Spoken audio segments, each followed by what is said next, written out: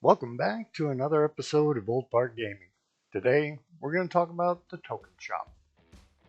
More than a few of you have asked me, what should I get with my battle pass tokens? What tank should I get next? So I decided to make a quick video to go over some things you should consider when deciding what to buy with your tokens. I'll put in some chapters so that you can jump to the tank you're considering, but I promise I'll make this quick, so stick around and help me with my watch time so I can get monetized. Stick around to the end, I've also got a recommendation for you. But be warned, this is the OFG quick and simple version.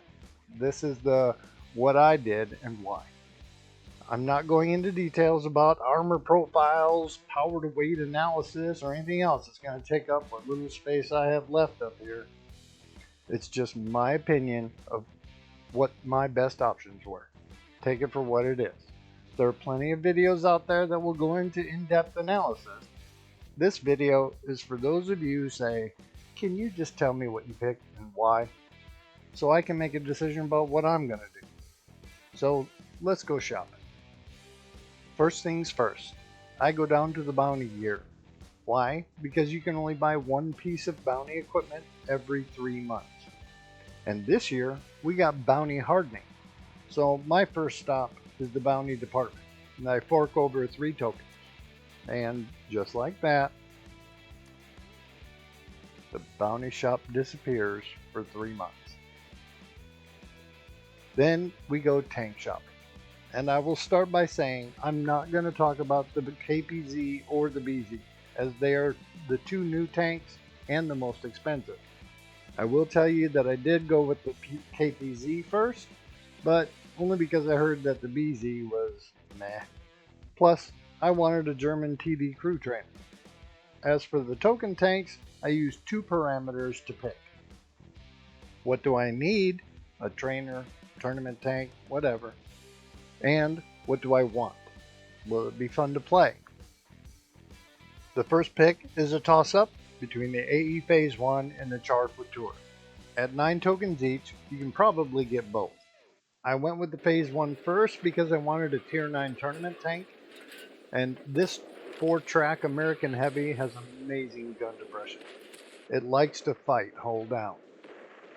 The turret armor, DPM, and ability to brawl 1v1 made it an easy choice for me. Just don't forget, this tank has the turret of an alien, so try not to give the side of your turret to the enemy or you'll pay for it. The next is the Char Futur, a very mobile Tier 9 French medium tank with a 4-shot autoloader. It has a very good accuracy and aim time. However, unlike its French counterparts and their ridiculous burst damage, the reload is painfully slow. The inner clip reload is a painful 4 seconds between shells. And then you might as well take a nap because the clip itself takes 40 seconds to reload. So while this tank is a lot of fun to play, I'll give you one tip. Plan for the reload. Because once you empty your clip, you're going to need to get safe while you reload. But once you learn this, it can be a lot of fun. The next pick was the Cobra, a British medium autoloader that carries Hesh rounds. And after the Char, it was so nice to have a quick inner clip reload. But because of its lack of armor, you have to play it like a Cobra and wait for your opportunity to strike.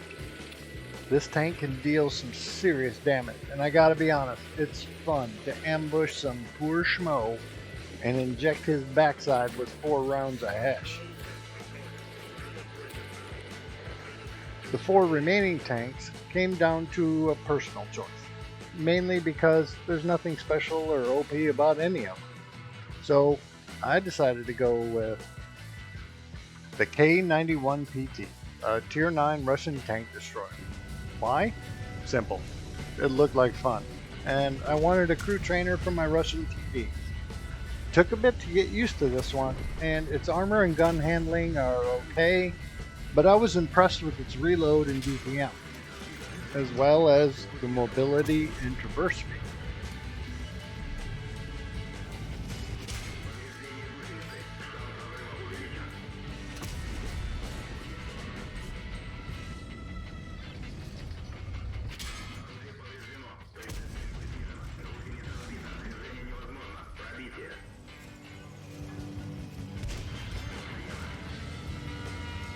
All in all, a fun tank to add to my garage.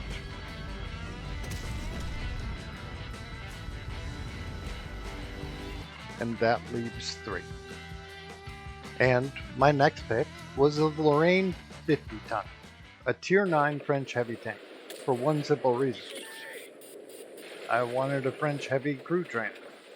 I held off on this one because I heard that it is the worst of both worlds. Like the French heavies, it lacks armor. But unlike its big brothers, we don't get the burst damage of an autoloader, or the high alpha of the AMX M4. But that 11 degrees of gun depression and an accurate gun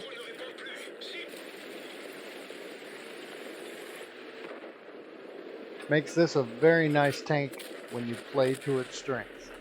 That leaves 2 tanks left. And here are my reasons why they are the last 2 picks. First, let me say, the Object 777 is not an object.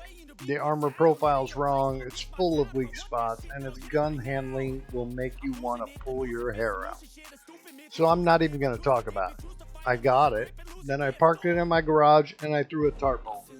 Unless I want to take it out and train my Russian heavy crews in how to deal with frustration. So my next pick was the Kunze Panzer, a German tier 9 medium tank to help train my German medium crews. And they don't call this tank the vacuum cleaner for nothing. That siege mode gun depression is ridiculous, and it is quick, but it takes its sweet time getting to speed. And if you take a shot in siege mode and quickly fall back, nope. Gonna have to wait 2 seconds to switch back into travel mode. So this one has a steep learning curve because of the siege mechanics. Just look at the difference in the aim circle when you switch from travel mode to siege mode. Whoop. In siege mode, you get better gun handling, but give up DPM. In travel mode, you have great DPM, but you're lucky if you can hit the broadside of a barn. But once you get the hang of it, this vacuum cleaner can suck up a lot of damage playing the terrain. So there you have it, my OFG guide to token shopping. Please hit the like and subscribe if it was helpful. And now I got a channel recommendation for you. If you don't already know about him, check out Whirl's channel. I learned a lot from him. He's got some great tips to help us get better at the game.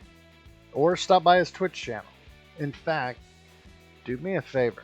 I'll put a link in the description. Pop over to his YouTube channel and leave a comment and tell him an old fart sent you. And I know that I say this a lot, but hey Whirls, good battle bud. And to the rest of you who stuck around, you have my gratitude. I thank you so much for watching. We'll see you next time.